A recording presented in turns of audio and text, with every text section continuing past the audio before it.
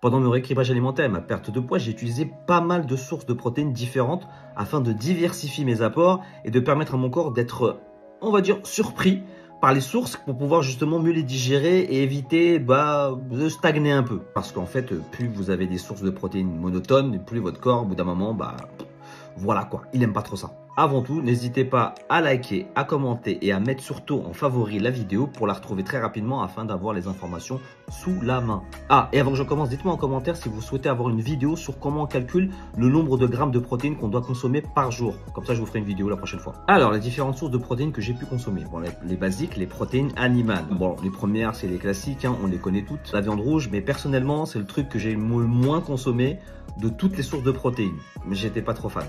Et la science va dans mon sens quand même. Ensuite, la viande blanche ou dite viande maigre. Bon, la volaille quoi.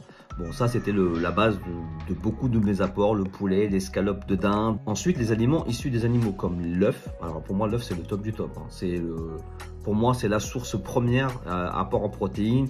Tous les acides aminés protéinés sont dedans. Bref, top qualité, pour moi super aliment.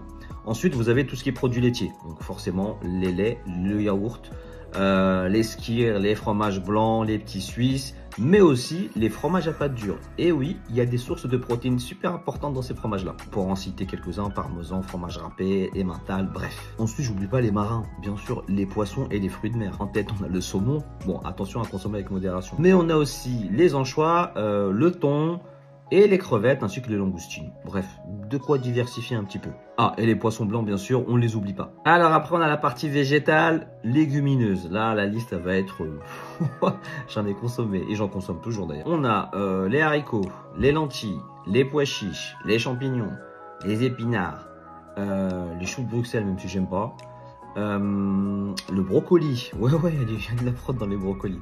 Qu'est-ce qu'il y avait d'autre? Les champignons, je l'ai dit, je crois. Oui, non, oui, peut-être, mais je le redis quand même. On a aussi le tofu, on a aussi le soja, forcément, je peux pas les oublier.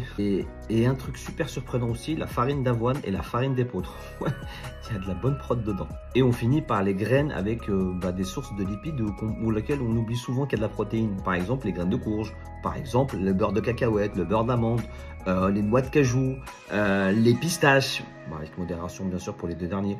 Donc vous voyez comme quoi les sources de protéines on peut en trouver dans pas mal de choses. Et enfin la dernière source, les protéines en poudre, la whey, donc l'isolate, la whey classique, les whey vegan, bref, toutes ces sources-là qui peuvent être aussi ajoutées en complément quand on n'arrive pas à atteindre son quota d'apport en protéines de façon alimentaire. Mais ça pour le coup, moi la protéine en poudre, je ne l'ai pas utilisé pendant mon rééquilibrage alimentaire ni pendant ma perte de poids parce que je consommais tout alimentaire. Je l'ai utilisé surtout quand j'ai commencé à prendre du muscle. Où là, j'ai dû augmenter mes apports et utiliser quelquefois ce genre de complément-là. Voilà, je pense que j'ai fait le tour à peu près des différentes sources de protéines qu'on peut trouver. N'hésitez pas à me dire en commentaire si j'en ai oublié certaines ou si vous en avez vous certaines. Bon, je pense que la liste elle est encore plus longue que ça, on est bien d'accord, mais c'est surtout ceux et ceux que j'ai utilisé moins pour mon rééquilibrage alimentaire, perte de poids.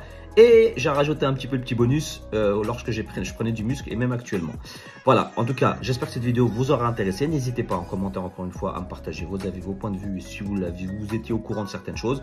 Moi d'ici là, je vous dis prenez soin de vous et à la prochaine.